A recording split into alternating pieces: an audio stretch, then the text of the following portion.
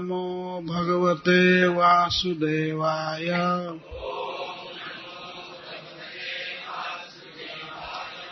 ॐ नमो भगवते वासुदेवाय।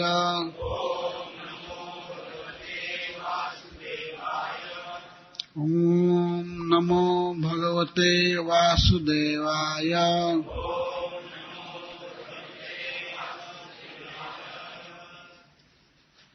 श्लोक 9। मन्ये धनाभिजन रूप तपः श्रुतौज।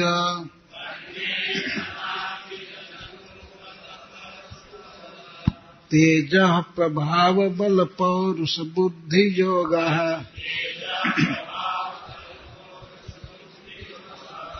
नाराधनाय हि भवन्ति परस्य पुंसो। भक्त्या तुतो स भगवान् गजजुत्थपाय। भक्त्या तुतो स भगवान् गजजुत्थपाय। मन्ये धनाभिजन रूप तपः श्रुतौज।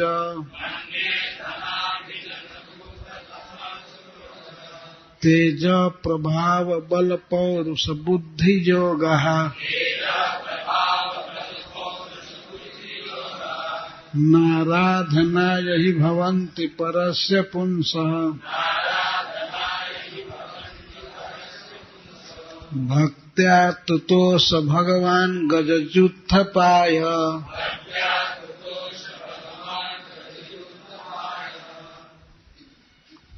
ब्रह्मा जी ने कहा प्रहलाद महाराज से, तुम जाओ भगवान को प्रसन्न करो, क्योंकि तुम्हारे पिता पर भगवान क्रुद्ध हैं।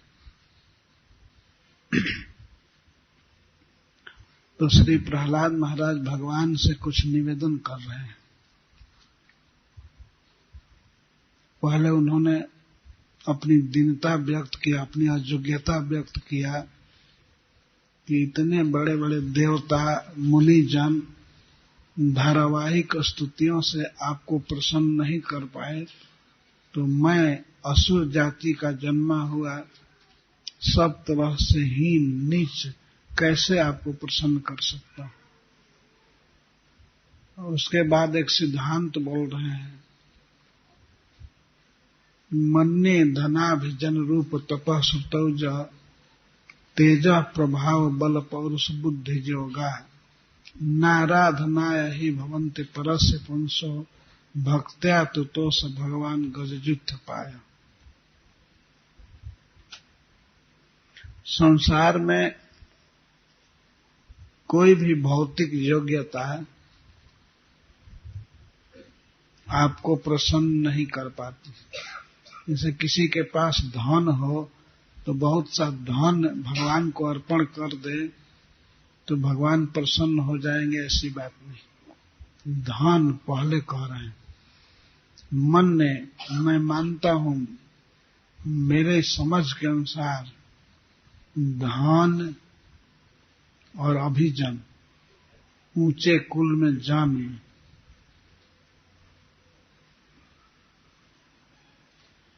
रूप और शारीरिक सौंदर्य, तपः श्रुतौज। मन्ये धनाभिजन रूप तपः श्रुतौज। किसी व्यक्ति में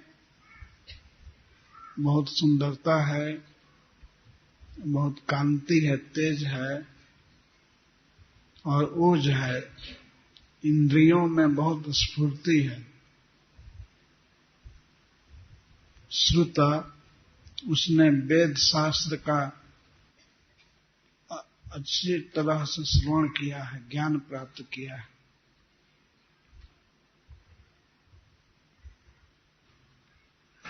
तपस्या किया है, पर इन गुणों से भगवान प्रसन्न नहीं होते।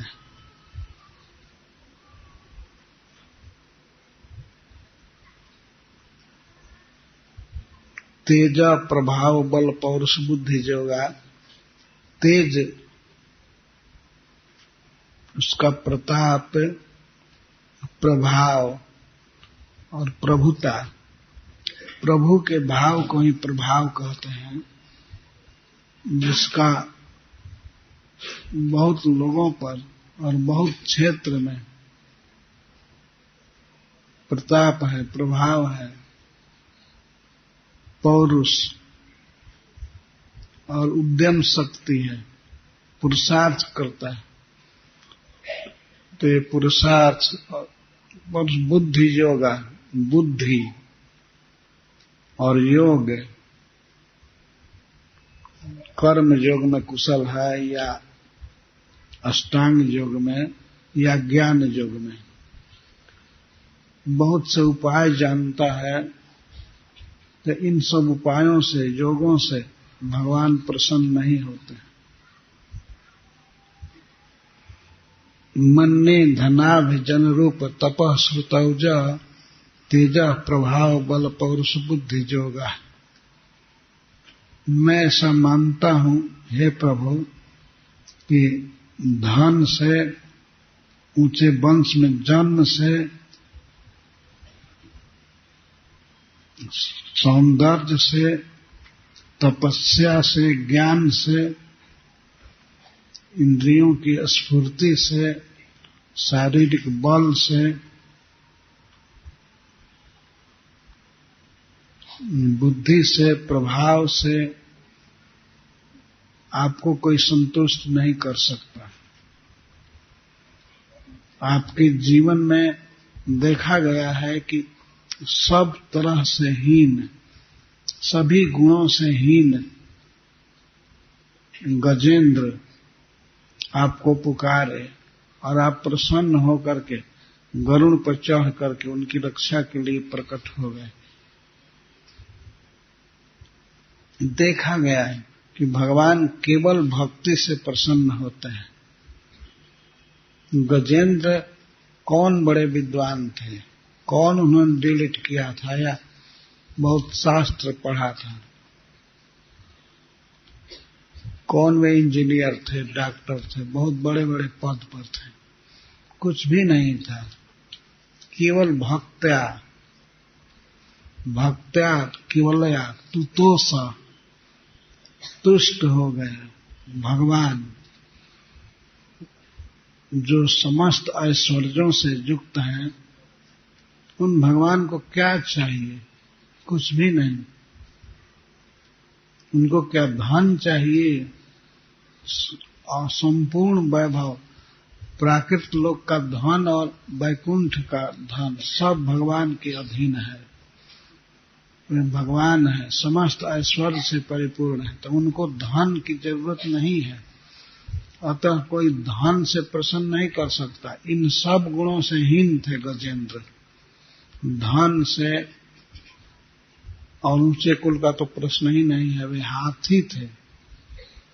हाथी कोई उच्च कुल नहीं है और तो मनुष्य भी नहीं है, पशु है। एक पशु के प्रति श्री भगवान प्रसन्न हो गए। क्यों? भक्त्या, भक्ति से। तो गजेंद्र में धन, गजेंद्र के पास धन नहीं था, ऊंचे कुल में जन्म नहीं था, ये कोई राजर्षि नहीं थे, ब्रह्मर्षि नहीं थे, उनमें सुंदरता नहीं थी और तपस्या भी नहीं थी। यह कथा है भागवत में कि गजेंद्र जब त्रिकूट पर्वत पर जन्म लिए, क्षीर सागर के बीच, क्षीर सागर में एक बहुत बड़ा ऊंचा पर्वत है, उसे त्रिकूट कहते हैं। तो बहुत सुंदर वन था उस पर्वत में, बहुत समृद्धि थी और वहीं पर गजेंद्र को जन्म मिला हाथी के रूप में।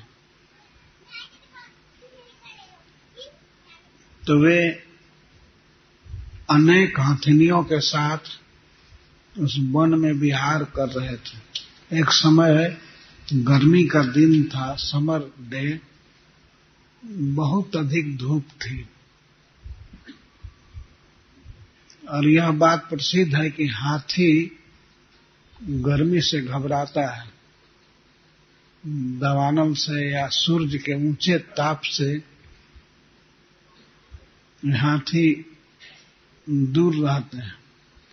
तो वो पड़ गया था कठिन धूप में, और इसके साथ ही सूर्य की किरणें पुंजीभूत होकर के लग रही थी। कभी कभी ऐसा होता है, कहीं पहाड़ की चट्टान यदि स्फटिक मणि है या रिफ्लेक्शन करने वाला पत्थर है, तो वहां से सूर्य की किरणें टकरा जाती, वहां से इकट्ठी हो जाती है। जैसे दर्पण हो, दर्पण यदि गोला है तो प्रकाश पुंजीभूत होकर के पड़ेगा। कभी कभी आप लोगों ने देखा होगा किसी दर्पण से आग लग जाती है, क्योंकि सारी किरणें एक जगह आने लगती है। तो ये पर्वत में वन में विहार कर रहे थे, गर्मी का महीना था, तो अकस्मात प्रचंड धूप लगने लगी।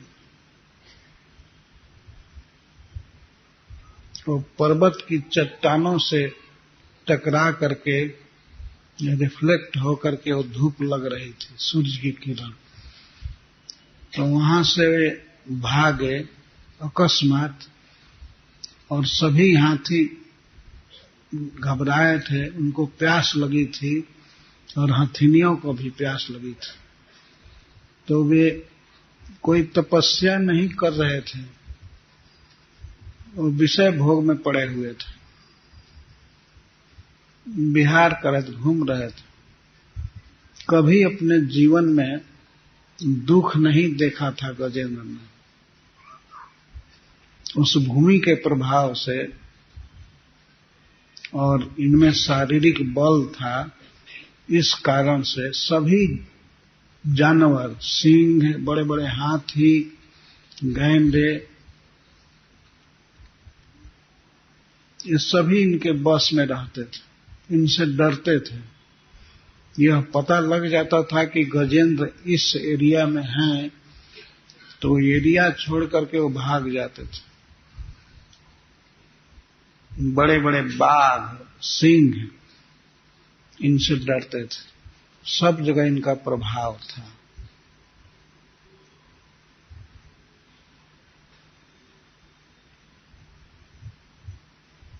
तो इनको अकस्मात प्यास लग गई, और प्यास के साथ ही प्रचंड गर्मी लगने लगी। प्रायः उस क्षीर सागर में, उस पर्वत पर ऐसा नहीं होता था, लेकिन उस दिन होने लगा। बहुत गर्मी बढ़ गई और बहुत प्यास लग गई, इसलिए वे दौड़ने लगे। पर दौड़ते दौड़ते थक गए, और बच्चे भी दौड़ रहे थे, छोटे छोटे हथिनियां भी, वे सब पीछे पीछे दौड़ रहे थे। सबको बहुत थकावट हो गई और गजेंद्र भी थक गए। तब तक अकस्मात इनको जल के अस्तित्व की सूचना मिली। ऐसी हवा आने लगी, उस हवा में कमल की सुगंध आ रही थी। तो ये समझ गए कि कहीं पास में सरोवर है। उस पर्वत पर सरोवर था, कुंड था, तो वहां से कमल खिला था, तो कमल की सुगंध को लेकर हवा आ रही थी। उन्होंने कहा अपनी भाषा में कि ये जल यहाँ है, इसीलिए कमल खिला है और कमल की सुगंध आ रही है। तो सभी हाथी, हथिनियां और बच्चे सूंड उठा करके उस हवा को सूंघने लगे। हवा आ रही थी,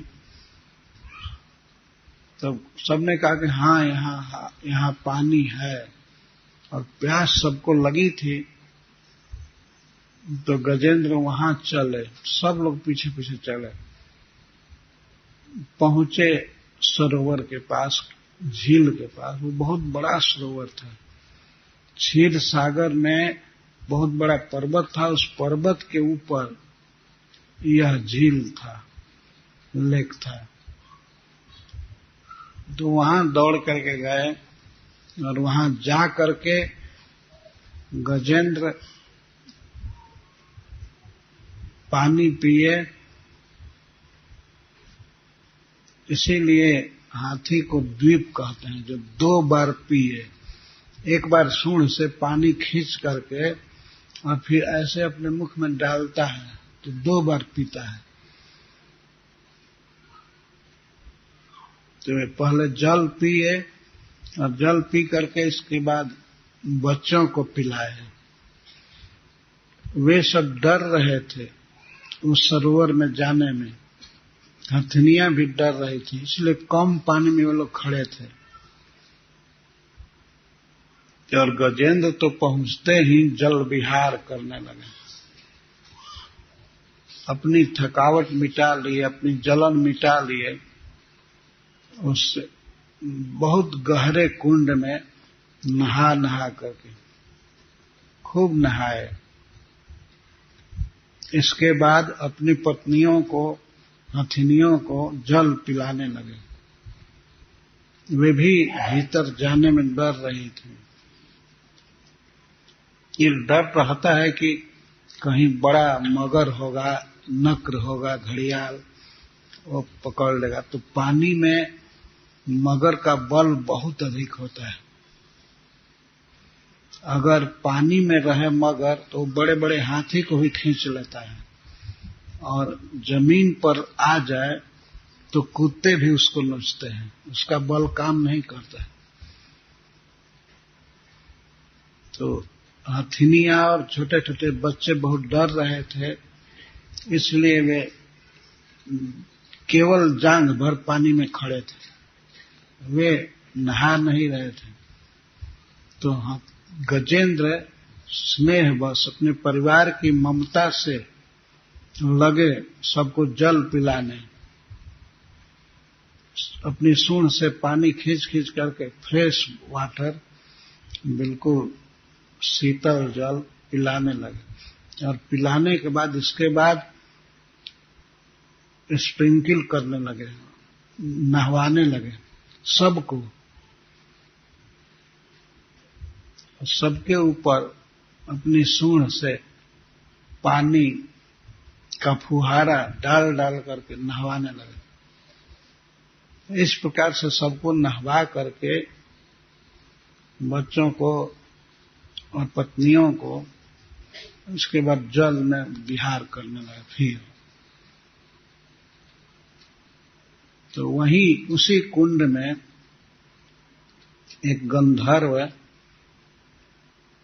दुर्गति प्राप्त किए थे, हुहु नामक गंधर्व, जिनको देवल मुनि ने शाप दिया था। देवल मुनि का नाम भगवत गीता में है, असितो देवलो व्यास स्वयं चैव ब्रवीष्यमि। वेदव्यास देव, असित, देवल, इन ऋषियों का नाम है। अर्जुन कहते हैं बहुत महान ऋषि, लेकिन उन्होंने शाप दे दिया था गंधर्व को। क्यों शाप दिया था? वो गंधर्व आया था एक बार, यहां नहीं कहीं और, अप्सराओं के साथ।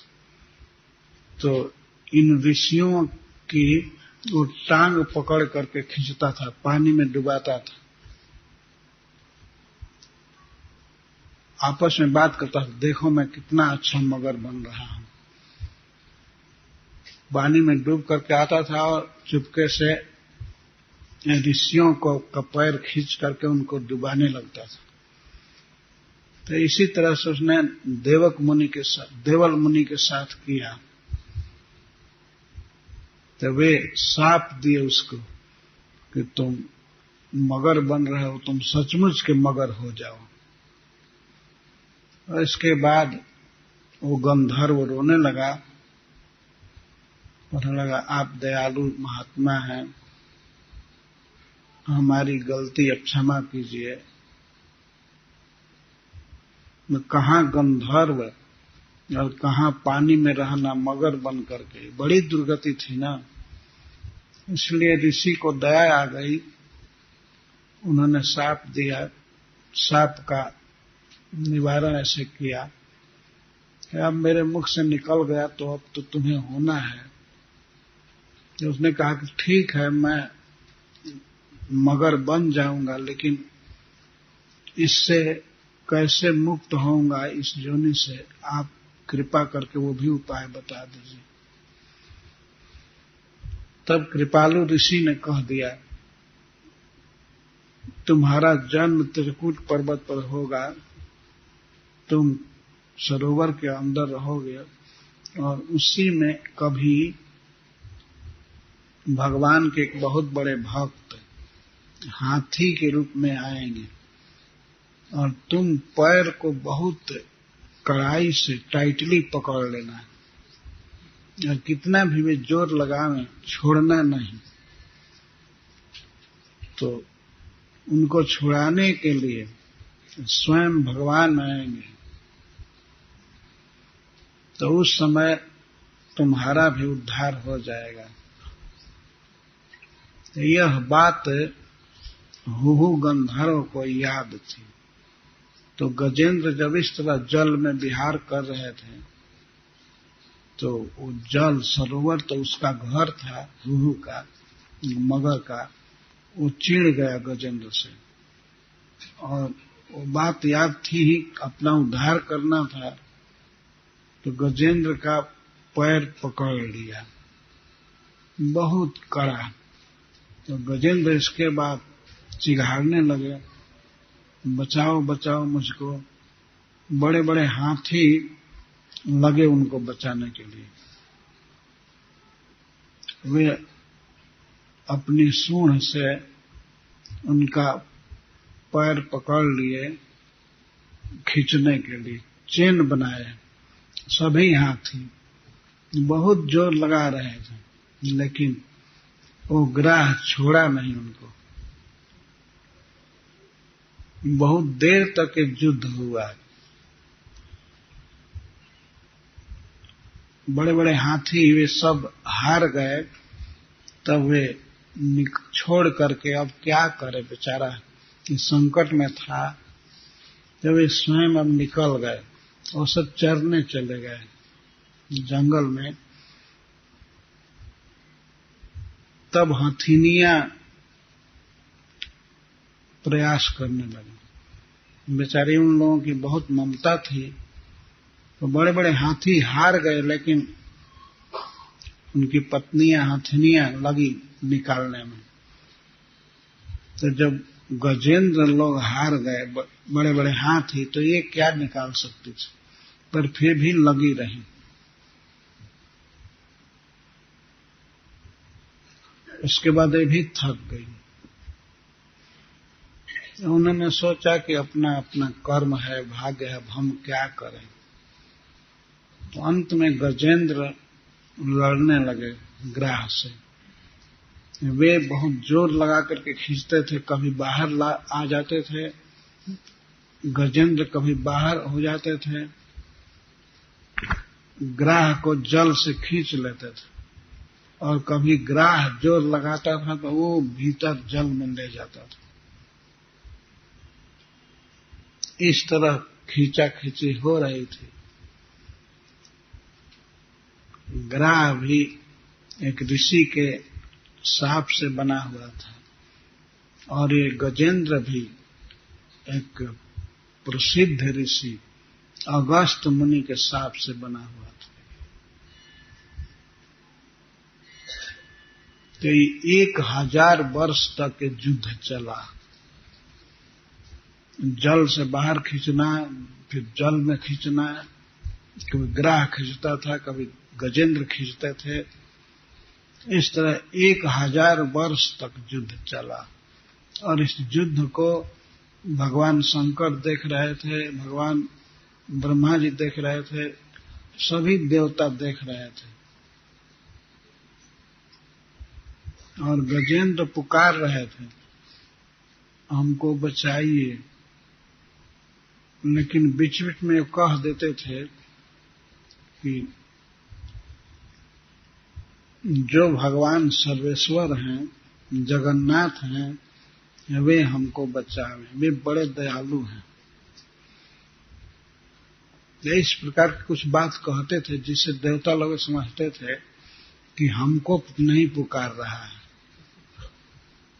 तो वे कह देते थे, अब मरोगे तुम समझ रहे हो कि भगवान तुमको बचाएंगे, तो वे इतना जल्दी नहीं आते हैं। हम तो सोच रहे थे कि तुमको बचा दें, मन में कह रहे थे, लेकिन हमको कभी बुला नहीं रहा। ये परमेश्वर को बुला रहा है, परब्रह्म को बुला रहा है।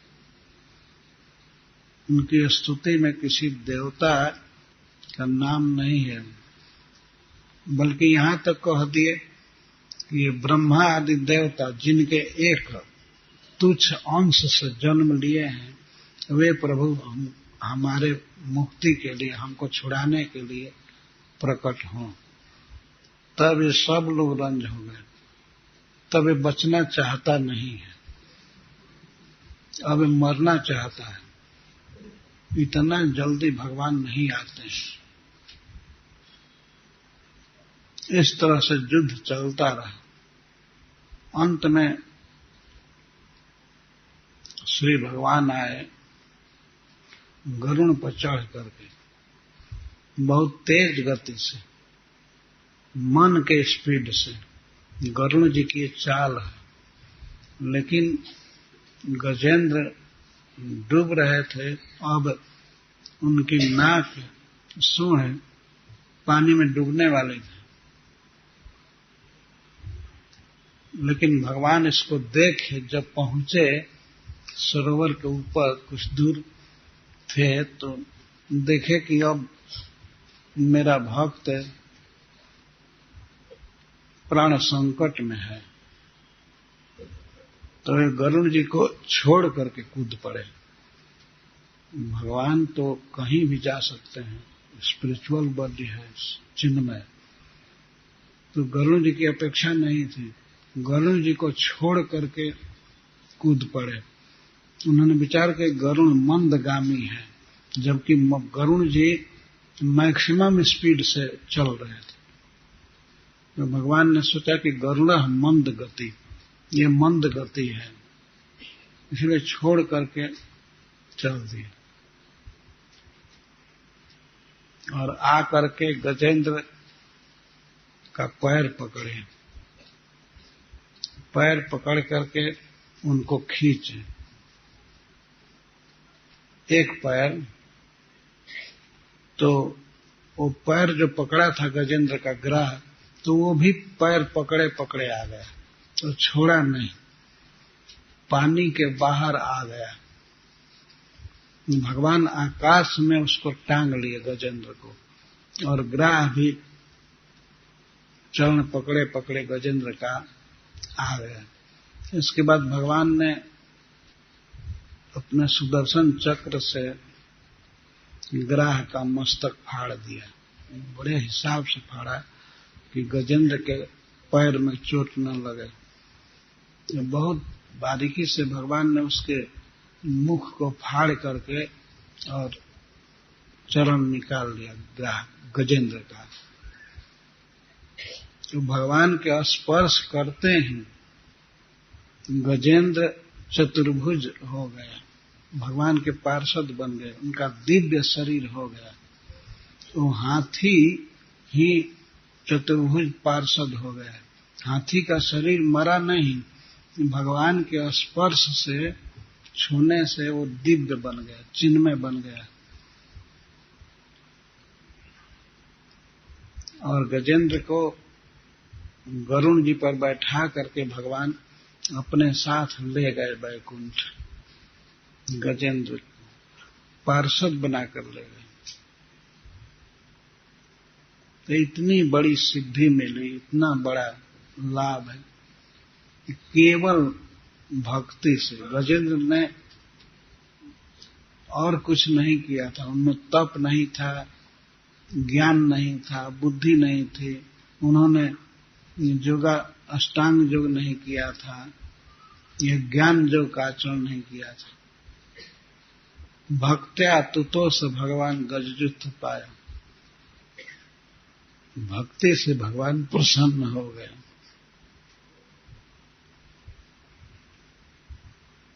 तो श्री प्रहलाद महाराज ये कह रहे हैं सिद्धांत भगवान से कि हे प्रभु, आप धन और उच्च वंश, सौंदर्य, विद्या, तेज, बुद्धि, बल आदि से प्रसन्न नहीं होते। आपको केवल भक्ति की आवश्यकता है, भक्ति से प्रसन्न होते हैं। गीता में भगवान ने कहा है, भक्त्या माम अभिजानाति जावान जश्चास्मि तत्वतः। मैं जितना मैं हूं, जो हूं,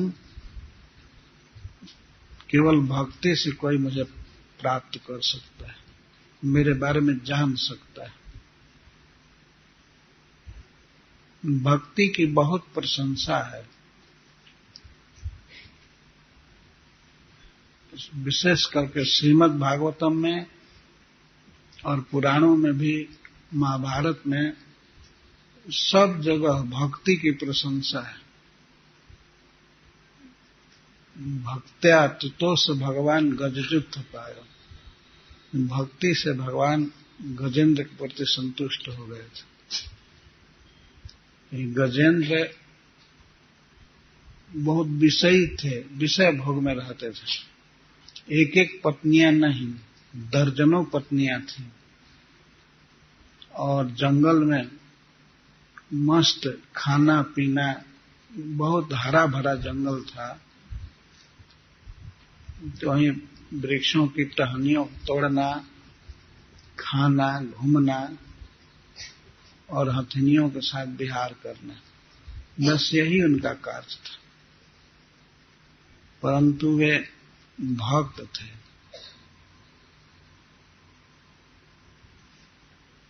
पूर्व जन्म में उन्होंने एक स्तोत्र सीखा था, एक प्रार्थना सीखा था, वह उन्हें याद था।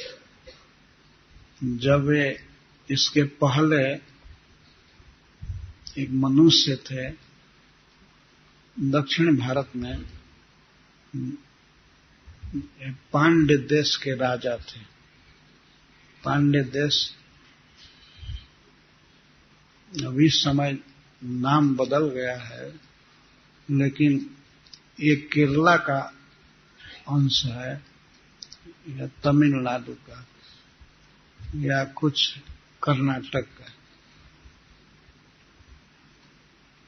तो वहां के राजा थे, इनका नाम था इंद्रद्युम्न।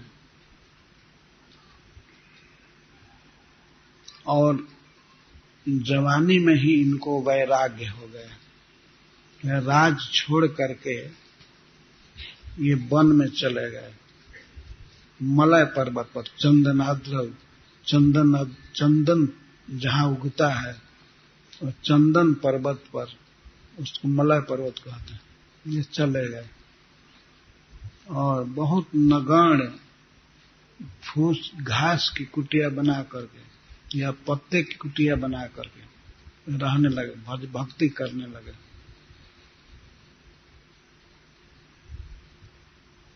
एक राजा इतना त्याग किया भगवान के प्रेम में, तो भगवान का हमेशा ध्यान करते थे और इस स्तुति का पाठ करते थे, गजेंद्र मोक्ष का।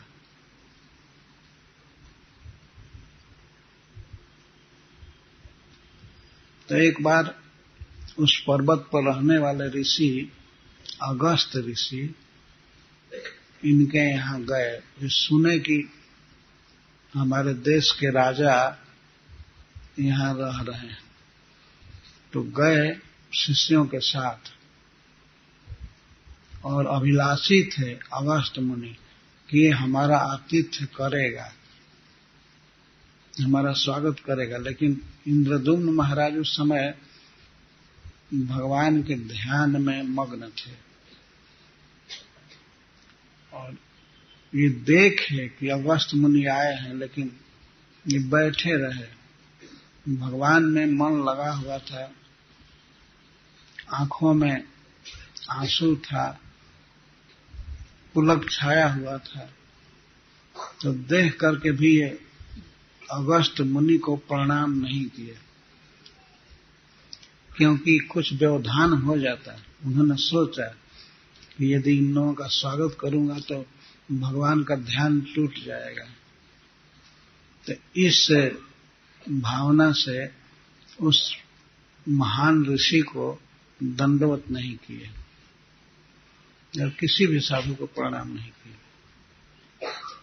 तो भगवान अगस्त्य ने विचार किया कि राजा वास्तव में सच्चा भक्त है, परंतु इस तरह से इसके द्वारा अपराध होता रहेगा तो इसको भगवान की प्राप्ति में बहुत देर हो जाएगी। अतः कृपा करके उन्होंने शाप दे दिया कि तुम हाथी की तरह बैठे रह गए, उठे नहीं, प्रणाम नहीं किए, स्वागत नहीं किए, तो तुम हाथी हो जाओ। तो वही इंद्रद्युम्न महाराज हाथी बने, लेकिन हाथियों में सर्वश्रेष्ठ हाथी गज इंद्र, गजेंद्र, और वहीं जन्म मिला त्रिकुट पर्वत पर। तो ग्राह ने इनका चरण पकड़ा और भगवान आ करके इनको छुड़ाए।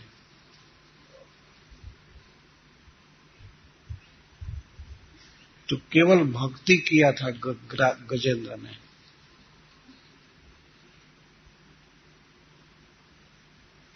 गजेंद्र के पास कोई धन नहीं, कोई विद्या नहीं, कोई जाति नहीं, लेकिन भगवान आ गए इनके पास और साथ में ले गए वैकुंठ। ऐसा सौभाग्य बहुत कम भक्तों को मिलता है कि भगवान अपने साथ ले जाएं। भगवान के पार्षद लोग ले जाते हैं अन्य भक्तों को, कभी कभी ये सुना गया है, लेकिन स्वयं भगवान आकर के गजेंद्र जी को ले गए।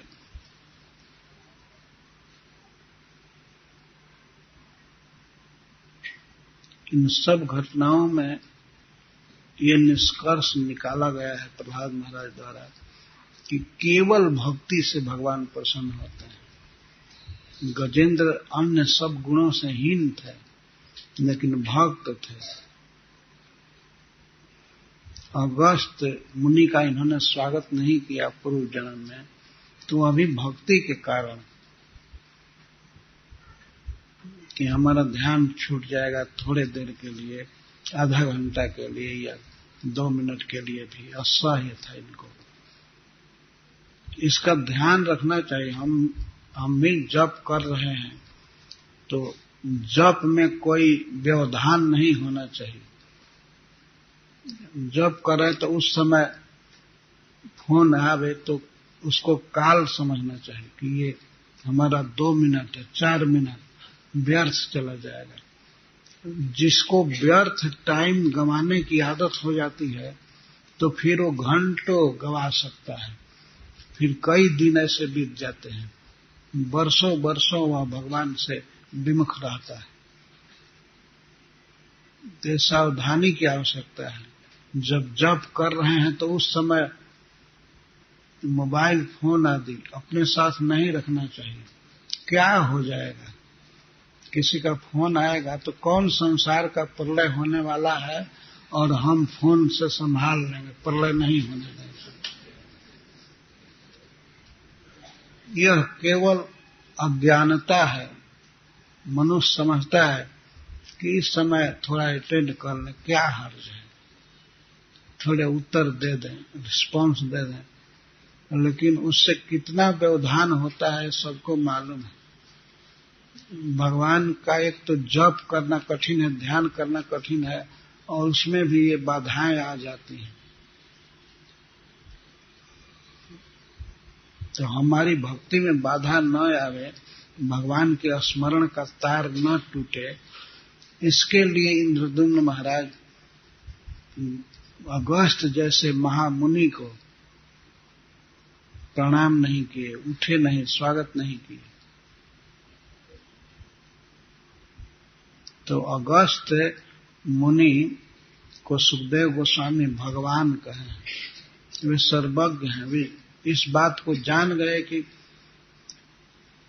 इंद्रद्युम्न ने केवल भक्ति को अक्षुण्ण रखने के लिए हमको प्रणाम नहीं किया या हमारा स्वागत नहीं किया।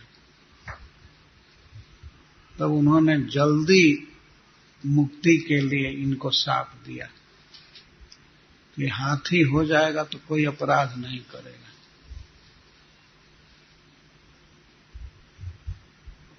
तो दूसरे जन्म में ही जब हाथी हो गए, फिर मुक्त हो गए, भगवान के साथ वैकुंठ चले गए।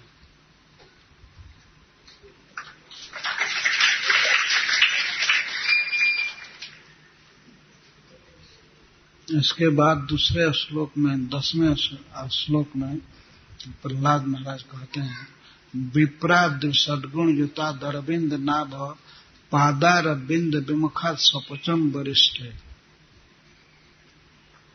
स्वपचम वरिष्ठ प्रहलाद महाराज कहते हैं, मन ने क्रिया वहीं से लेनी पड़ेगी। मैं ऐसा मानता हूं कि 12 गुणों से विभूषित ब्राह्मण यदि आपके चरण कमल से विमुख है तो उस ब्राह्मण की अपेक्षा वह चांडाल श्रेष्ठ है, वरिष्ठ है, जिसने अपने मन को, अपनी बुद्धि को, अपने शरीर को, अपने प्राण को आप में अर्पित कर दिया है। वह चांडाल भी श्रेष्ठ है। किससे? विप्राद, ब्राह्मण से।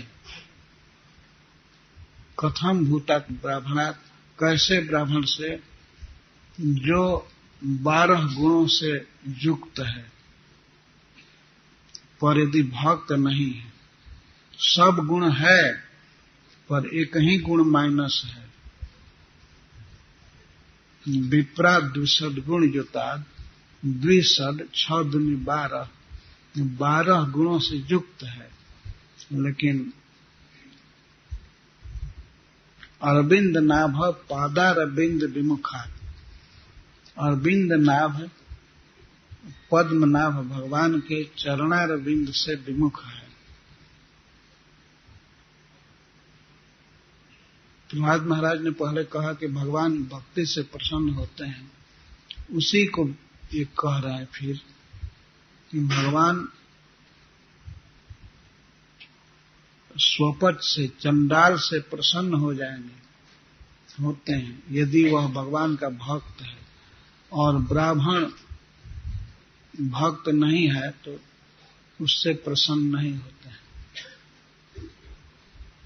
ब्राह्मण के 12 गुण हैं, बहुत प्रसिद्ध है। द्विशद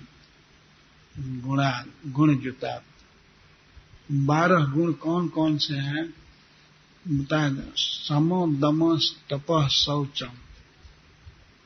जिसका मन शांत हो, मन पर कंट्रोल किया हो, उसको सम कहते हैं। और दम का अर्थ है बाहरी इंद्रियों पर कंट्रोल। आंख पर, हाथ पर, वाणी पर, सब पर कंट्रोल रखा, जिसमें सम और दम है। समो दमो ये 2 हुए। और तपः और तपस्या है।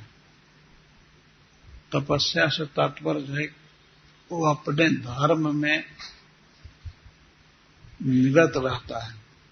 अपने धर्म का पालन करना, कठिनाई सहकर भी, इसको तपः कहा गया है।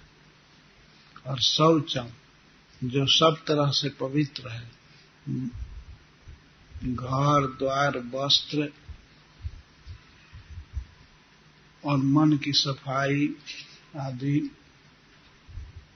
इसको शौच कहते, शुचिता, जो बहुत पवित्र है ब्राह्मण, जो ब्राह्मण को हमेशा पवित्र रहना चाहिए। स्नान करके, और भी कई उपाय हैं। शरीर को साफ रखना, मिट्टी लगा करके, जल और मिट्टी से शरीर की सफाई होती। अब तो मिट्टी के जगह पर साबुन हो गया है।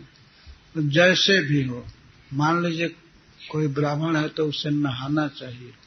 नहाना एक ब्राह्मण का गुण है। जाड़े में भी, ठंडा में भी, ठंडा से जो डरता नहीं है। अगर कोई ठंडा से डर जाए तो वह शूद्र है, वो ब्राह्मण नहीं है।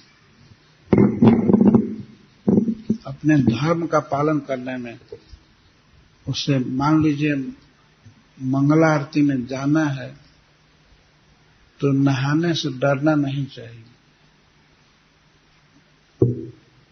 श्रील प्रभुपाद जी जब अमेरिका में थे तो मंगला आरती के लिए कुछ भक्त उठने में किचकच करते थे, तो उन्होंने कहा कि नहीं नहाओ, लेकिन पानी इतना ठंडा था, बर्फ का पानी, पर फिर भी प्रभुपाद जी कहते थे इससे नहाओ।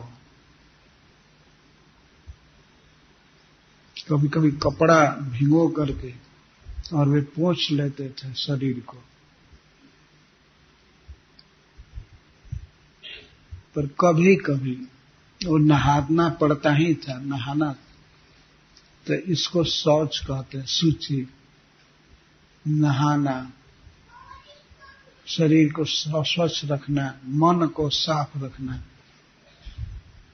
तो कोई ब्राह्मण यदि समो दमः तपः शौचम, सम दम तपस्या और शौच से युक्त है, सम दम तपः शौचम, इस 4 हुए। गिनते रहे कितने गुण हैं। और शांति आर्जव विरक्तिता, जैसे ब्राह्मण में शांति है, सहनशीलता, जो भूख प्यास सह सकता है, सर्दी गर्मी मान अपमान, जो द्वंद्वों को सहन करता है, तो इसको शांति कहते हैं। जीवन में दुख आएगा, सुख आएगा, पर सबको सहना चाहिए। जो ब्राह्मण शांति से युक्त है और आर्जव, सरलता से युक्त है, जिसमें सरलता है, वस्त्र पहनने में सरल है, दिखावा नहीं जिसके जीवन में है, उसको सरल कहते हैं। आर्जव, ऋजुता और विरक्तिता, इसके साथ ही विषय भोगों में वैराग्य है। इंद्रियों के विषयों में जिसे राग नहीं है, आसक्ति नहीं है, ब्राह्मण की विशेषता है। ब्राह्मण में गुण है, गुण होना चाहिए कि उसमें विरक्ति होनी चाहिए, विषय भोगों में रुचि नहीं रहनी चाहिए, आसक्ति नहीं होनी चाहिए। तो शांति, आर्जव और विरक्ति, और पहले के 4, 7 हुए ना। और इसके बाद ज्ञान विज्ञान संतोषा, उसमें ज्ञान हो, विज्ञान हो और संतोष हो, ये 3 हुए। तो 7, 3, 10। और सत्य आस्तिक्य, वो हमेशा सत्य वचन बोलता। सत्य बोलना एक बहुत बड़ा गुण है। यदि ब्राह्मण सत्य बोलता है और आस्तिक्य, उसमें आस्तिकता है, वेद शास्त्र में पूर्ण श्रद्धा है उसकी, ये 12 गुण हैं, इन 12 गुणों से युक्त ब्राह्मण है, पर एक कमी है कि वह भगवान का भक्त नहीं है। तो प्रहलाद महाराज कहते हैं विप्राद विसद्गुण युतात, 12 गुणों से युक्त ब्राह्मण की अपेक्षा मैं उस स्वपच को, चंडाल को श्रेष्ठ मानता हूं। वरिष्ठम मनने, जिसने अपने मन को, अपनी वाणी को, अपने अर्थ को, अपने जीवन को, प्राण को आपके चरणों में अर्पित कर दिया है। श्रीधर स्वामी जी लिखते हैं इस टीका में, कथम भूतात विप्रात कथम भूतम स्वपचम वरिष्ठम मनने से। तो प्रहलाद महाराज कहते हैं जो ब्राह्मण अरविंद नाभ के पदार बिंद से विमुख है, उसकी अपेक्षा उस चंडाल को श्रेष्ठ मानता हूं, वरिष्ठम मानता हूं, जो अरविंद नाभ के पदार बिंद में अपने जीवन को अर्पित कर दिया, अपना धन अर्पित कर दिया, अपना मन अर्पित कर दिया, अपनी बुद्धि अर्पित कर दिया, और मन से वह दूसरे का चिंतन नहीं करता है, भगवान का चिंतन करता है, और वाणी से दूसरे का गुण नहीं गाता, भगवान का गुण गाता है, भगवान का नाम जपता है।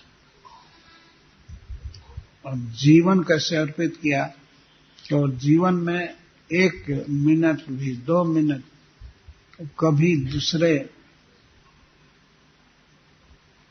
काम में नहीं लगता। अपने जीवन के जो भी टाइम है, समय है, स्पैन ऑफ लाइफ, जो जीवन की अवधि है, उसमें से कुछ भी कटौती नहीं करता है कि दूसरे काम में लगा दें, ये काम जरूरी है, वो काम। तो अपने पूरे जीवन भर वो भगवान के लिए ही काम करता है। भगवान की भक्ति में लगा रहता है। तो उस स्वपच को मैं उक्त ब्राह्मण से वरिष्ठ मानता हूं। यदि ब्राह्मण भक्त है, भक्ति उसमें है, तो कहना ही क्या है, वो तो श्रेष्ठ है ही। ऐसे सामान्य दृष्टि से देखा जाए तो ब्राह्मण सबसे उत्कृष्ट व्यक्ति होता है समाज में। यदि उसमें भक्ति हो जाए, आ जाए, तो कहना ही क्या है।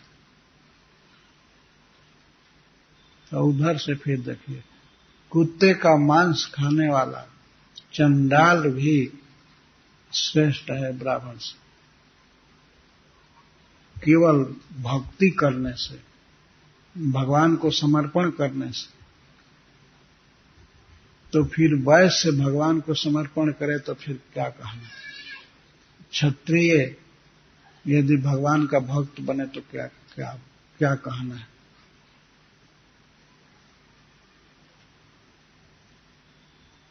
तो स्वपच की नीचता इसके लिए नहीं है कि वह केवल जाति से हीन है। यदि उसमें भक्ति है तो वो श्रेष्ठ है, और भक्तिहीन ब्राह्मण से भी श्रेष्ठ है। अतः सहज समझ में बात आ जाती है कि महत्व का कारण भक्ति है। भक्ति से ही ब्राह्मण श्रेष्ठ है, क्षत्रिय श्रेष्ठ है। जब चंडाल श्रेष्ठ है तो फिर कहना ही क्या। इसीलिए सबको भक्ति करनी चाहिए। हरे कृष्णा हरे कृष्णा कृष्णा कृष्णा हरे हरे, हरे राम राम हरे हरे। यह बात प्रहलाद महाराज सभी देवताओं के सामने श्री भगवान से कह रहे हैं।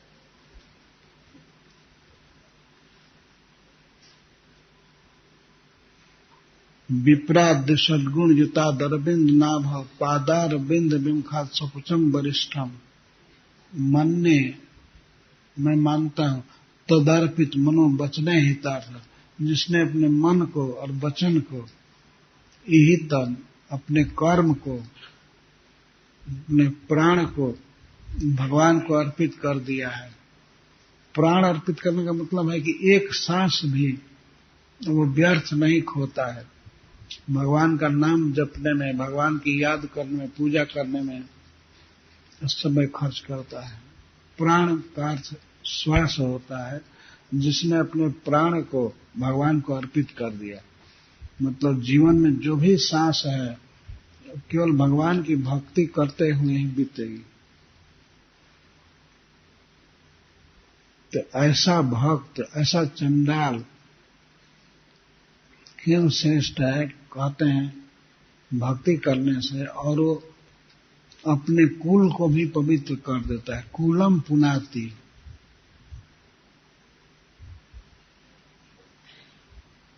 वह अपने वंश को, खानदान को पावन बना देता है भक्ति के कारण। और वह ब्राह्मण अपने आप को भी पवित्र नहीं कर पाता।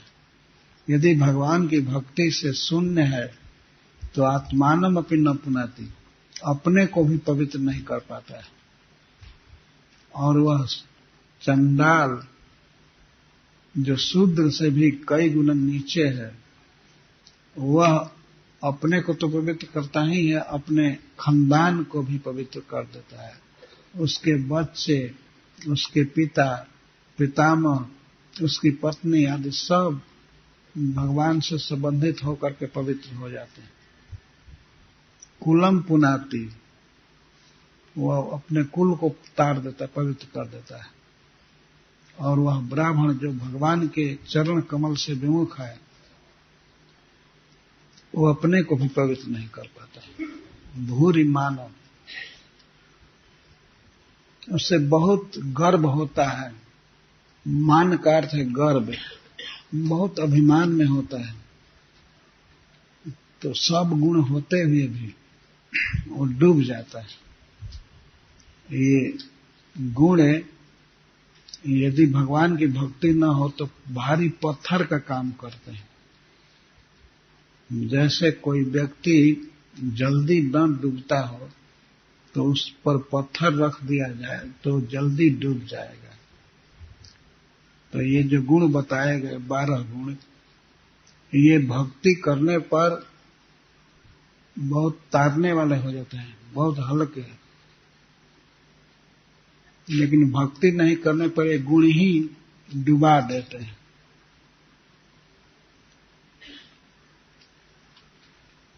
इसलिए भक्ति करनी चाहिए।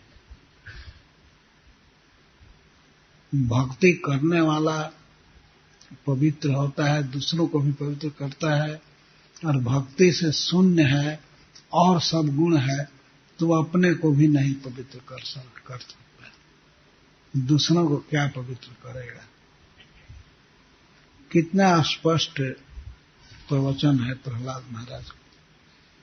वो भी भगवान के सामने, ब्रह्मा जी के सामने, शिव जी के सामने व्यक्त कर रहे हैं। सभी देवता हैं, देवराज इंद्र आदि सुन रहे हैं।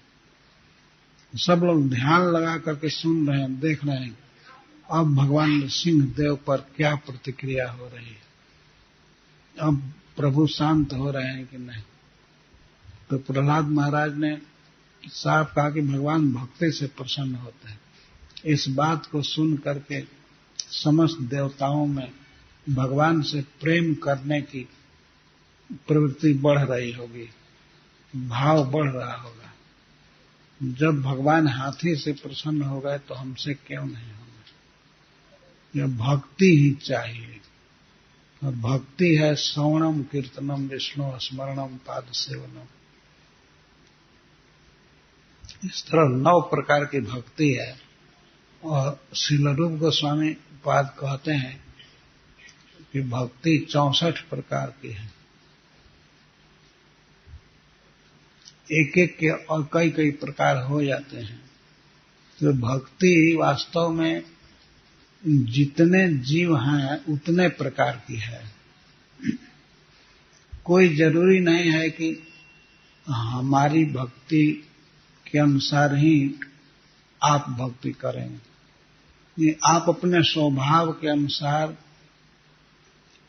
जो भी भाव है भगवान को अर्पित कर सकते हैं।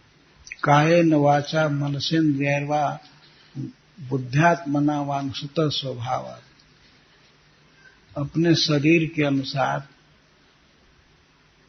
कायेन वाचा वचन से, यदि कोई व्यक्ति संस्कृत नहीं जानता है तो संस्कृत बोल करके ही भगवान की आराधना करे, जरूरी नहीं है। जो भाषा जानता है, यदि इंग्लिश जानता है तो इंग्लिश में भजन करे, भगवान के बारे में विचार करे। अवश्य महामंत्र आदि जो मंत्र हैं उनको न बदले, वो जैसे हैं वैसे ही जपे, लेकिन उनको याद करेगा अपने इंग्लिश भाषा में ही। जैसे हम लोग देखते हैं हरे कृष्णा कृष्ण कृष्ण हरे हरे। यदि रशियन व्यक्ति है तो रशियन भाषा में अपने विचार को व्यक्त करेगा।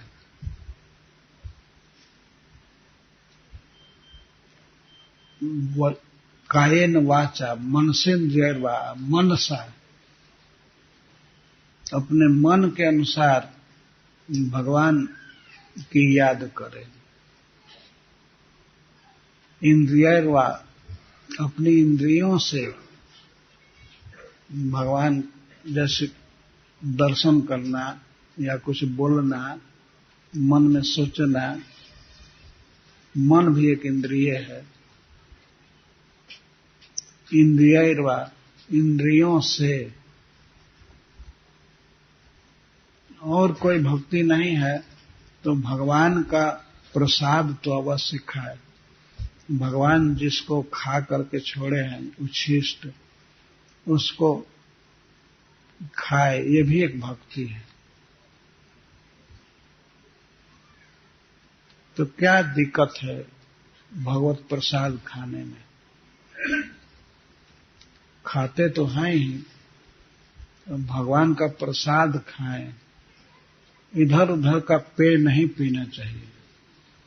जैसे कई भक्तों की भी आदत होती है, किसी रेस्टोरेंट में चले जाते हैं और पीने लायक जो चीज नहीं है, शीशियों में बंद है, बहुत दिन का सड़ा हुआ, उसको पीते हैं। और कोई चीज खाते हैं जो भगवान को अर्पित नहीं है। कभी नहीं खाना चाहिए। यदि इस तरह से भक्त हो करके खाएंगे पिएंगे, तब इससे सिद्ध होता है कि भगवान में इंद्रिय नहीं लगी। अपनी इंद्रियों को बचा करके रखना चाहिए। कभी भूल करके भी मैं वैसा चीज नहीं पीऊंगा जो भगवान को अर्पित नहीं है। ये ध्यान रखना चाहिए, सावधानी रखनी चाहिए।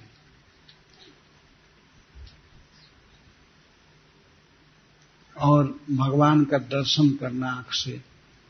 यदि ज्ञान नहीं है,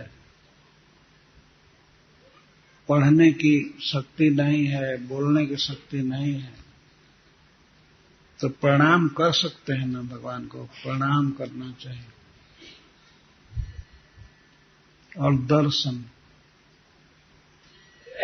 भगवान के मंदिर में जाकर के भगवान को निहारना, नख से, चरण से लेकर सिर तक, सिर से चरण तक,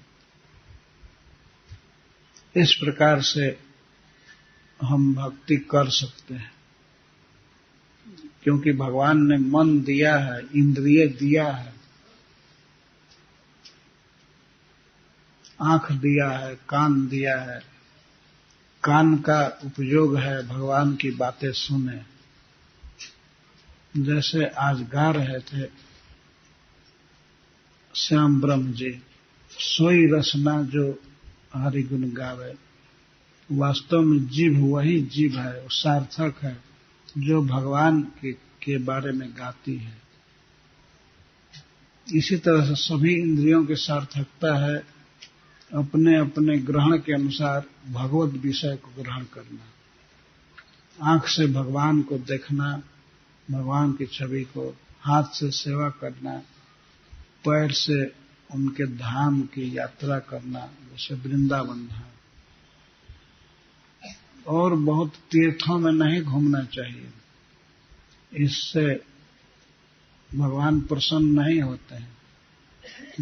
खास भगवान के धाम में, जैसे मायापुर धाम है, जगन्नाथपुरी धाम या वृंदावन, द्वारका, बस यही सब धाम है। और तीर्थ यात्रा तो नरोत्तम दास ठाकुर के अनुसार तीर्थ यात्रा परिश्रम केवल मनेर भ्रम। वो कहते हैं तीर्थ यात्रा में परिश्रम होता है और यह केवल मन का भ्रम है कि हम घूम लिए, अब यहाँ चले गए वहां चले गए, देखा देखी होता है, उसमें भक्ति का कोई लेना देना नहीं होता। तो इसीलिए चरण से भगवान के धाम में, भगवान के मंदिर में जाना चाहिए।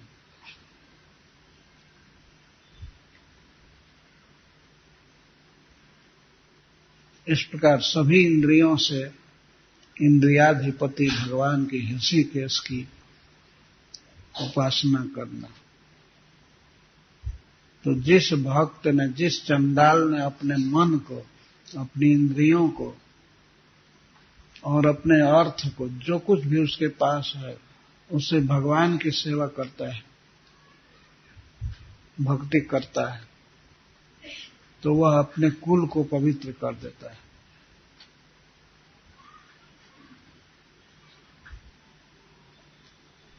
प्राय ऐसा देखा जाता है कि कोई व्यक्ति अगर एक भी भगवान कृष्ण का भक्त हो जाता है तो अवश्य परिवार के अन्य लोग भी प्रभावित होते हैं। वो भी भगवान की आरती में भाग लेते हैं, भगवान को प्रणाम करते हैं, भगवान की कथा सुनते हैं, भगवान का नाम जब प्रारंभ कर देते हैं, तो इस तरह से पवित्र हो जाते हैं। जैसे प्रहलाद महाराज की भक्ति से हिरण्यकश्यप का उद्धार हो गया, और भगवान ने स्वयं कहा है कि तुम्हारे 21 पीढ़ी के लोग तर गए, तुम चिंता मत करो। प्रहलाद महाराज भगवान से मांगे कि हमारे पिताजी आपको बहुत गाली दी, आपके प्रति दोष दृष्टि किए, और मैं आपका भक्त था तो मुझको सताए, अतः हमारे पिता की गलती को आप माफ कर दीजिए। तो भगवान कहते हैं तुम्हारे पिता के साथ तो और भी 21 पीढ़ी के लोग तर गए।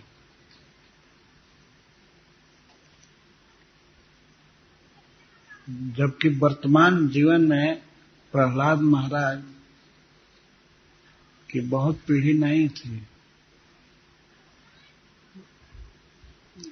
ब्रह्मा जी से मरीचि, मरीचि से कश्यप, और कश्यप से हिरण्यकश्यप, हिरण्यकश्यप से प्रहलाद महाराज।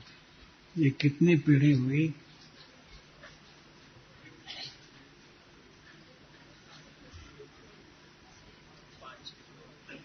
5 पीढ़ी। लेकिन भगवान 21 पीढ़ी गिना रहे हैं। तो आगे होने वाली पीढ़ी, जिसमें आगे होगा विरोचन, बलि, ये सब भी तर गए। और जो माता के दृष्टि से पीढ़ियां हैं, जैसे माँ की माँ, नानी, कयाधु की माता, और फिर उसकी माता, इस तरह से अब 21 पीढ़ी पीछे ढकेलिए, वहां तक टच करती है। भक्ति का ऐसा प्रभाव है कि भक्ति 21 पीढ़ी पीछे, 21 पीढ़ी आगे होने वाली, और भी संबंधियों की पीढ़ियां सब पवित्र होती हैं। भक्ति का ऐसा प्रभाव है। इसीलिए भक्ति करनी चाहिए। हरे कृष्णा कृष्णा कृष्णा हरे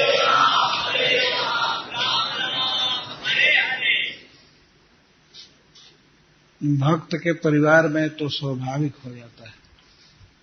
छोटे छोटे बच्चे प्रणाम करना सीख जाते हैं, भगवान को प्रणाम करते हैं, वैष्णवों को प्रणाम करते हैं, साधु संत को प्रणाम करते हैं, स्वाभाविक।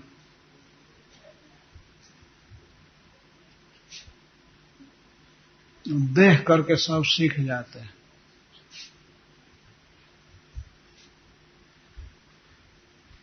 हाँ, कभी कभी वृद्ध लोग नहीं सीख पाते हैं, लेकिन वे भी तर जाएंगे।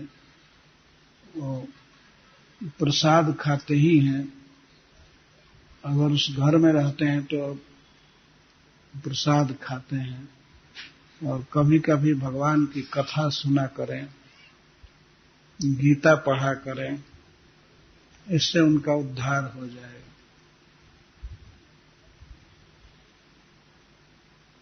तो परिवार में एक व्यक्ति भक्ति करता है तो उससे सबका निस्तार होता है। कितना महत्व है भक्ति का। एक व्यक्ति भक्ति कर रहा है, उस प्रभाव से सब पवित्र हो जाते हैं।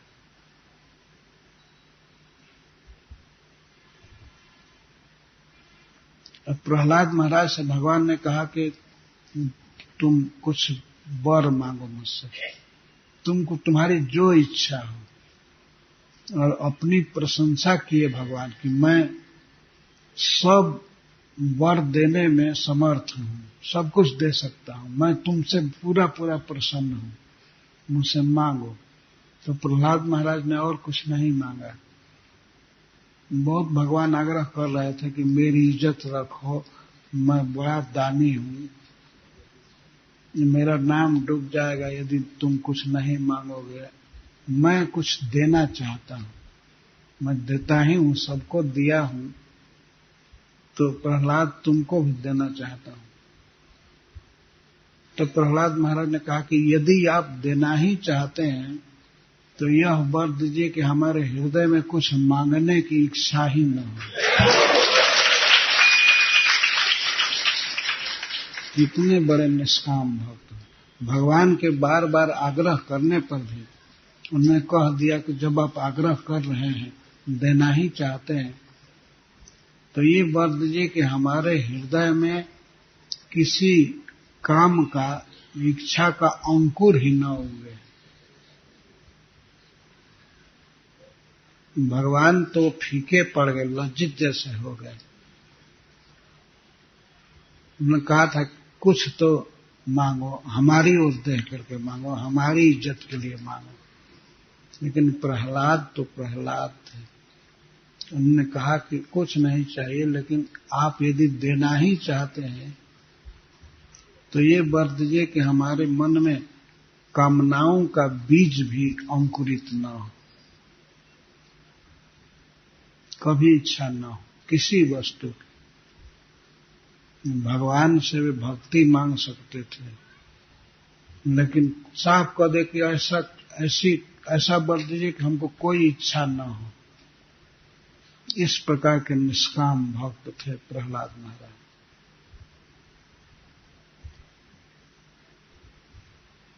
तो वही प्रहलाद महाराज भक्ति के महत्व पर प्रवचन कर रहे हैं। बहुत महत्वपूर्ण प्रसंग है। एक एक श्लोक में आनंद का समुद्र भरा हुआ है। तो श्रील प्रभुपाद जी को प्रहलाद महाराज की स्तुति बहुत प्रिय थी। अपने प्रत्येक प्रवचन में इसमें से कोई न कोई श्लोक वे उद्धृत करते हैं। तो इस स्तुति को पढ़ना चाहिए। अब तो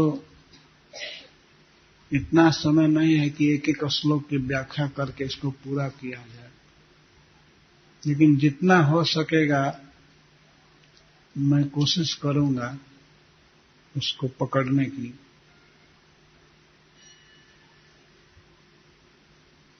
10 श्लोक तक हुआ ना।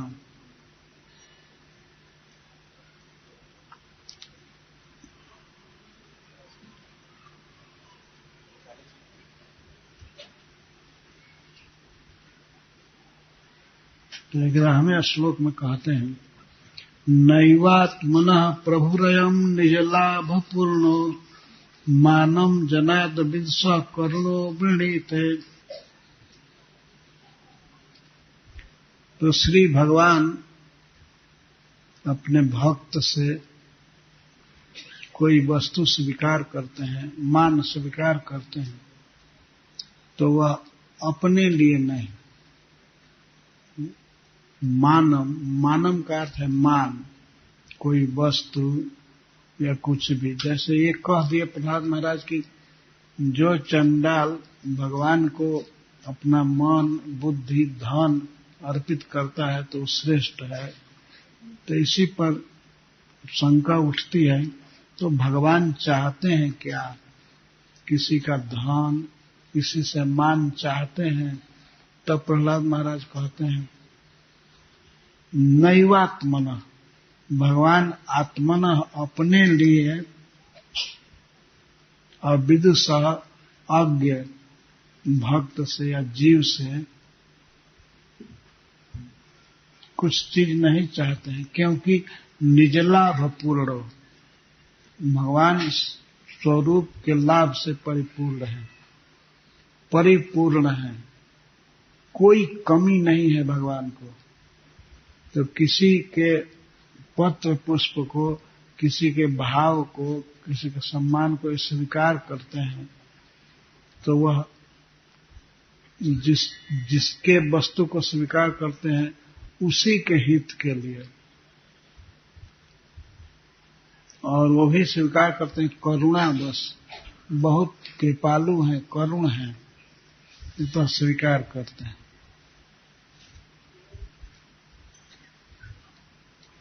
जज्जत जनो भगवते विदुधित मानम तच्चात्मने प्रतिमुखस्य यथा मुखस्ति। भगवान जो जो वस्तु स्वीकार करते हैं किसी भक्त के द्वारा, तो वह केवल उसी के लिए, उसको इसका हित करने के लिए। जैसे प्रतिदिन भक्त अर्पण करते हैं भगवान को प्रसाद, तो ऐसा नहीं है कि भगवान भूखे हैं, पूर्ण हैं, वही सबको भोजन दे रहे हैं, लेकिन भगवान भोजन को स्वीकार करते हैं। क्यों? भक्त के लिए ही। भक्त भगवान को भोग अर्पण करता है तो वो भोग उसी को मिलता है प्रसाद बन करके, तो उसी के लिए स्वीकार करते हैं कि यह खाए, यह पहने। तो भगवान भोजन स्वीकार करते हैं, भगवान वस्त्र स्वीकार करते हैं, भक्त के लिए, अपने लिए नहीं। यही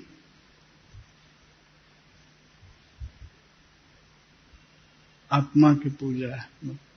तो भगवान को देना अपने को ही देना है। जैसे प्रतिमुख का श्रृंगार करना हो, दर्पण में प्रतिबिंबित यदि मुख है उसको प्रतिमुख कहते हैं, प्रतिबिंब। प्रतिबिंब को आप सजाना चाहते हैं, उस पर तिलक करना चाहते हैं, तिलक या कोई भी शोभा श्री करना चाहते हैं, तो उसके लिए मुखस्य, मुख का श्रृंगार करना पड़ेगा। मुख का श्रृंगार करेंगे तब प्रतिबिंब की शोभा बढ़ेगी। प्रतिबिंब में जो मुख दिखाई पड़ रहा है उसकी तो शोभा तभी है जब मुख की शोभा है। ऐसे प्रतिबिंब का कोई श्रृंगार कर भी नहीं सकता है। तो कोई भी वस्तु, विचार, सम्मान जब भगवान को अर्पित किया जाता है तब वह व्यक्ति को मिलता है, उसी को नहीं, सारे संसार को, सबको। जैसे वृक्ष की जड़ में, मूल में पानी देने से वो वृक्ष के शाखा प्रशाखा, फल फूल पत्र सब में पहुंच जाता है। से भगवान जगत वृक्ष के मूल हैं, उनका सम्मान करने पर, उनको कुछ देने पर वो वस्तु सबको प्राप्त होती है और बड़ी आसानी से प्राप्त हो जाती है। प्रतिमुख से यथा मुख श्री। यदि कोई चाहता है कि दर्पण में प्रतिबिंबित मुख सुंदर हो, उसमें तिलक हो, तो मूल मुख पर तिलक करना पड़ेगा। भगवान की पूजा छोड़ करके, भगवान को कुछ देना छोड़ करके यदि व्यक्ति दूसरे को देता है या स्वयं लेना चाहता है तो वो ले नहीं पाएगा। उसको मूल को देना होगा। अगर हम वृक्ष की सेवा करना चाहते हैं, वृक्ष को हरा भरा देखना चाहते हैं, वृक्ष में फल देखना चाहते हैं, तो वृक्ष के मूल में पानी डालें, मूल की सेवा करें, तो अपनी सेवा हो जाएगी। अगर कोई टहनी, कोई शाखा सोचे कि हमको पानी मिले, तो उसमें पानी डाला जाए तो उस पानी को पी नहीं पाएगी, मूल से ही वो लेगी। तो इसी प्रकार भगवान मूल है सबके, सबके आत्मा है, परम आत्मा है। उन्हीं को जब कोई वस्तु दी जाएगी तो उसको मिलेगी, देने वाले को और सबको, सारे संसार को। जैसे द्रौपदी जी ने भगवान को साग का पत्ता अर्पण किया तो उससे भगवान डकार दिए और समस्त ऋषियों का पेट भर गया, तो सारे संसार का चर अचर सबका पेट भर गया। तो प्रहलाद महाराज कहते हैं कि किसी की दी हुई वस्तु को, मान को भगवान स्वीकार करते हैं। ऐसा नहीं है कि नहीं स्वीकार करते हैं, सब तरह से परिपूर्ण, उनको कुछ नहीं चाहिए, फिर भी ये स्वीकार करते हैं। किस लिए? करुणा, वे दयालु हैं, उसी के हित के लिए। जो अर्पित करता है उसी के हित के लिए स्वीकार कर लेते हैं। भगवान को कोई अर्पित करता है कुछ तो भगवान निश्चित स्वीकार करते हैं, परंतु अपने लिए नहीं। उनके वैकुंठ धाम में कोई भुखमरी नहीं है कि कोई वस्तु भेज देंगे गोलोक में, वहां काम आएगी। कोई भी वस्तु यहीं रहेगी और भक्त के लिए। एक एक शब्द बड़ा महत्वपूर्ण है। नैवात्मनः प्रभुरयम् निजलाभपूर्णो। अयम प्रभु, ये भगवान नृसिंहदेव निजलाभ पूर्णा, अपने लाभ से परिपूर्ण है। इनको इतना ही बड़ा लाभ है, पूर्ण है। कोई भक्त हो गया तो भक्त से बहुत चीजों की मांग नहीं करते हैं, बहुत नहीं चाहिए। भक्त ही सबसे बड़ा लाभ है भगवान के लिए। निज, निज का अर्थ है अपना, भक्त, अपना भक्त ही बहुत बड़ा लाभ है। मानव जनाद विदुष, अविदुष मायाबद्ध जीव से, अज्ञ जीव से भगवान मान स्वीकार करते हैं, देते हैं, लेकिन वो केवल करुणा, कृपा बस ले लेते हैं। कृपा बस, और कोई आवश्यकता बस नहीं, कोई आवश्यकता उनको है नहीं। तो सब तरह से परिपूर्ण है, संपूर्ण धन ऐश्वर्य सब कुछ उनका है, लेकिन फिर भी स्वीकार करते हैं।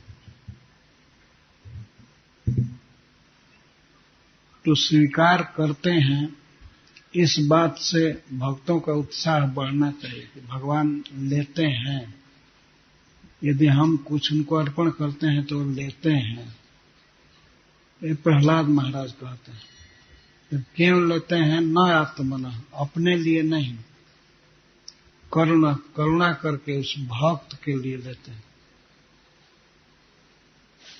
तो हमें भगवान को मान अर्पण करना चाहिए। या भक्ति पूर्वक कोई भी पत्र पुष्प फल आदि देते हैं तो लेते हैं तो देना चाहिए। यदि प्रहलाद महाराज कह देते कि ये सब फालतू चीजें हैं, भगवान खाते नहीं हैं, भगवान लेते नहीं हैं, तब ये हो सकता था कि हम लोग ना दें, या दुनिया में प्रचार हो जाता है कि भगवान नहीं लेते हैं। लेकिन प्रहलाद महाराज कहते हैं लेते हैं, लेकिन अपने लिए नहीं, भक्त के लिए लेते हैं। और तो भक्त कोई बन गया तो भक्त से ही परिपूर्ण है। भक्त ही परम लाभ है भगवान के लिए, और भक्त से कोई अपेक्षा नहीं रखते कि हमारी सेवा करे, हमको दे। भक्त भगवान का हो गया, वही बहुत बड़ा लाभ है भगवान के लिए। भगवान मानते हैं, सबसे बड़ा धन मानते हैं कि कोई जीव भक्त हो गया तो मैं पूर्ण हो गया, अब मुझे कुछ नहीं चाहिए। ऐसा नहीं है कि भक्त बन गया तो भक्त से वसूल किया जाए, और सेवक मिल गया अब सेवा फ्री करावे। भगवान का ये विचार नहीं है। वो सेवक बना लेते हैं और सेवक से स्वीकार करते हैं, वे अनपेक्ष हैं, अपेक्षा नहीं है, फिर भी सेवा को स्वीकार कर लेते, ठीक है लाओ दो। तो केवल भक्त के लिए ही, उसके हित के लिए। जज्जब जनो विदधते, जो जो वस्तु कोई भक्त भगवान को अर्पण करता है उसको स्वीकार कर लेते हैं, लेकिन अपने लिए नहीं।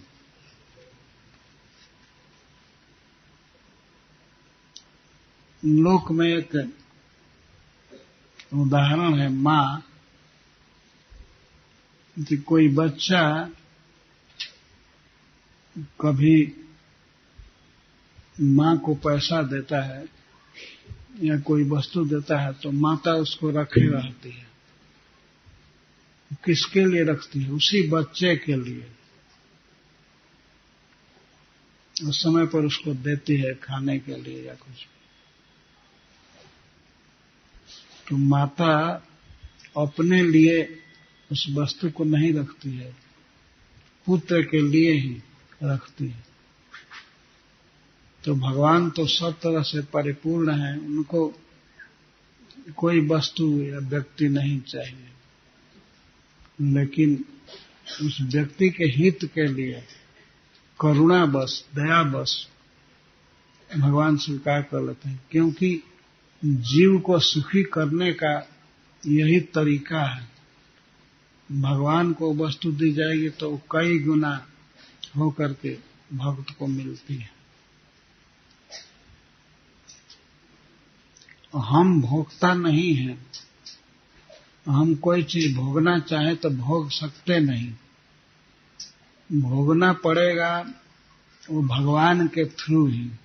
जब भगवान के पास वो वस्तु जाएगी तब उस वस्तु को हम भोग पाएंगे। तो इसीलिए जीव को सुखी करने के लिए, उसका दुख दूर करने के लिए करुणामय भगवान भक्त की दी हुई वस्तुओं को स्वीकार करते हैं। जैसे मां सबरी का वे बेर स्वीकार की, खाए।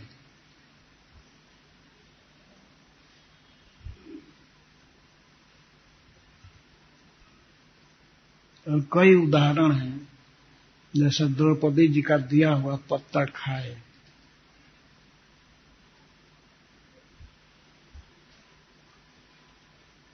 और मालिन का दिया हुआ फल। जब भगवान कृष्ण बच्चा थे तो किसी मालिन ने ये कहा फल लो फल लो, तो भगवान कृष्ण हाथ में अनाज लेकर के दौड़ गए, लेकिन चलने में वे लड़खड़ा रहे थे। तो अंजलि में थोड़ा सा अन्न था, उसको लेकर के चल रहे थे, वो अन्न भी गिर गया।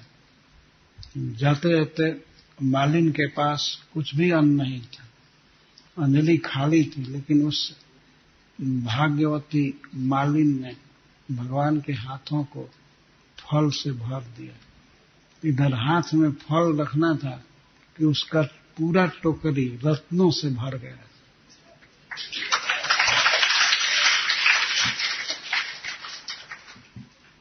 इस प्रकार भगवान को कुछ दिया जाता है तो भगवान उसको लौटा देते हैं, उसे अनंत गुना होकर के लौटा देते हैं। यह नहीं सोचना चाहिए कि भगवान को देना व्यर्थ हो गया, घाटा लगा। बहुत बड़ा लाभ है।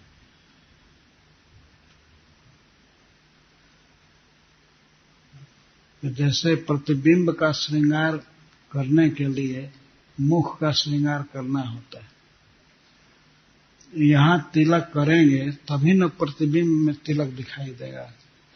नहीं, तिलक अगर प्रतिबिंब को देना चाहे तो वहां तो तिलक होगा नहीं, वो तो तिलक शीशे पर रह जाएगा। तो यदि प्रतिबिंब पर तिलक देना है उस फोटो में, तो तिलक देना पड़ेगा मूल मुख को, तब उसमें शोभा बढ़ेगी। इसी तरह से कोई भी विचार, कोई भी भाव भगवान के प्रति अर्पित होना चाहिए। भगवान के प्रति कोई वस्तु या कोई व्यक्ति, यदि अपना बेटा है, अपना पिता है, तो उसे भगवान को देना चाहिए। हमारे भारतवर्ष में ये परंपरा है, जब बेटा थोड़ा बड़ा हो जाता है तो सबसे पहले उसको माता ले जाती है भगवान के पास और अर्पित करती है कि आपका शिशु, आपका पुत्र आपको समर्पित है। तो भगवान स्वीकार कर लेते हैं।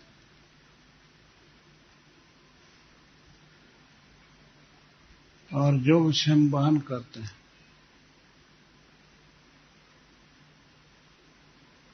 यही बात हम लोग गांव में देखते हैं। विवाह के अवसर पर वर और कन्या दोनों दुर्गा जी के मंदिर में जाते हैं, उनसे प्रार्थना करते हैं और भगवान के मंदिर में जाते हैं। ये मांगते हैं हमारा वैवाहिक जीवन आपको अर्पित है, हम आपकी सेवा करें। तो भगवान आशीर्वाद देते हैं।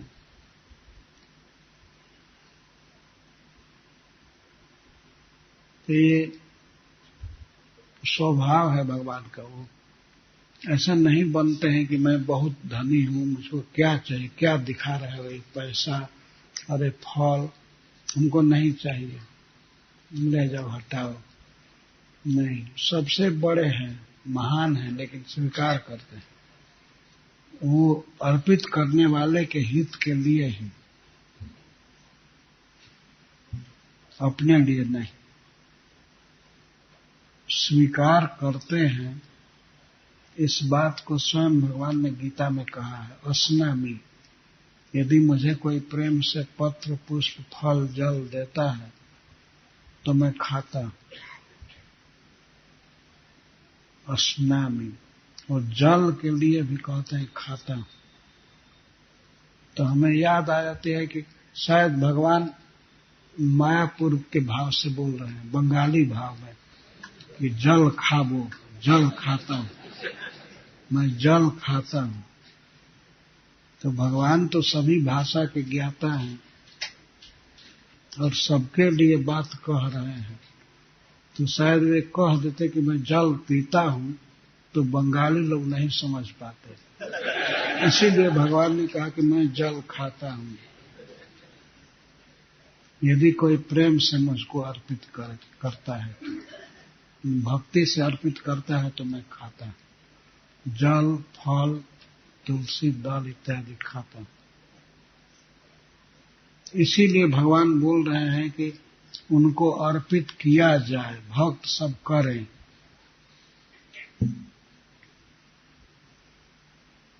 और खाते हैं लेकिन भक्ति पूर्वक अर्पित होता, भक्त्या पत्रम पुष्पम फलम तोयम यो में भक्त्या प्रयच्छति।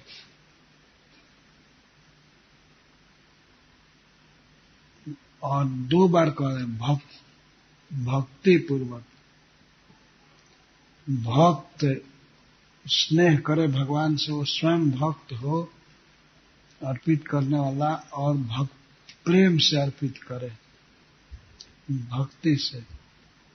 भगवान को अभिमान से अर्पित न करे, तुम्हें बहुत बढ़िया प्रसाद बनाया हूं और भगवान को रख दो। इस भाव से नहीं, बहुत नम्र भाव से, प्रेम से, स्नेह से जाना चाहिए अल्टर के पास और भगवान को प्रणाम करके उनसे कहना चाहिए कि प्रभु आप इसको स्वीकार कीजिए। तो भगवान भक्त के भक्ति से प्रसन्न होकर के उसको स्वीकार करते। वो स्वयं अपने मुख से इस बात को कह रहे हैं और उसी बात को श्री प्रहलाद महाराज कह रहे हैं। मानम जनाददित सो करुणो वृणीत, कृपा करके भगवान उसको स्वीकार करते, अपने लिए नहीं, क्योंकि उनको कोई जरूरत नहीं है। जरूरत वास्तव में भक्त को ही है, तो भक्त पर कृपा करके उस वस्तु को स्वीकार कर लेते।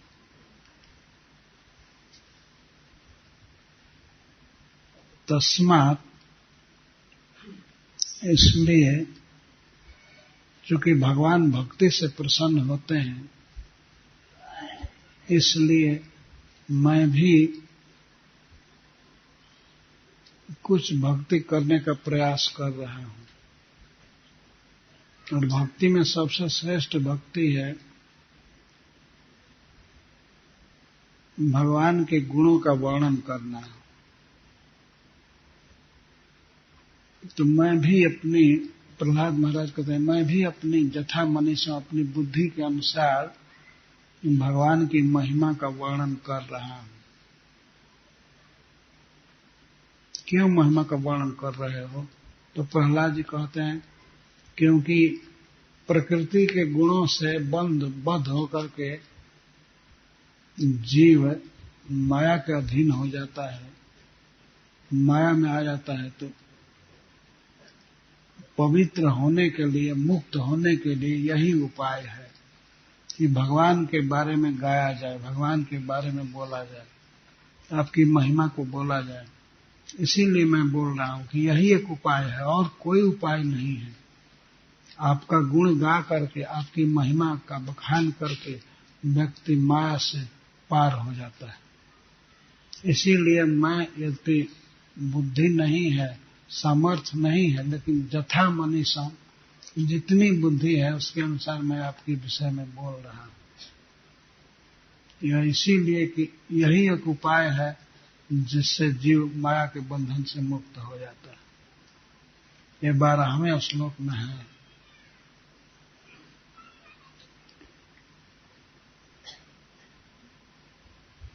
पुमान जे नहीं अनुवर्णितेन, जिस अनुवर्णन से पुमान जीव पवित्र हो जाता है। पूयेत जे नहीं, पूयेत पवित्र हो जाता है।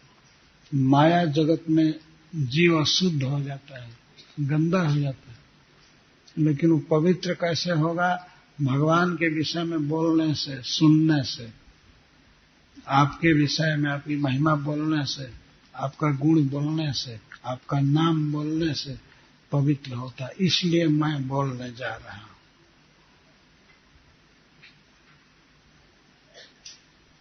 जथा मनीषम, जैसी मेरी बुद्धि है, जितना मैं जानता हूं उसके अनुसार बोल रहा हूं। पूरी महिमा का वर्णन तो नहीं कर सकता, लेकिन जथा मनीषम कह करके प्रहलाद महाराज कहे, जथा मनीषम, जैसी मेरी बुद्धि है उसके अनुसार बोल रहे हैं। आपकी महिमा अनंत है, अथाह है, जैसे आकाश, लेकिन उसी आकाश में श्री गरुड़ ही उड़ते हैं, और एक मच्छर भी अपनी शक्ति के अनुसार उड़ता है। जैसा जिसकी शक्ति है, कोई पक्षी 1 किलोमीटर ऊपर उड़ता है, कोई ज्यादा उड़ता है। गरुड़ जी बहुत बड़े स्पीड से और बहुत दूर तक उड़ते हैं।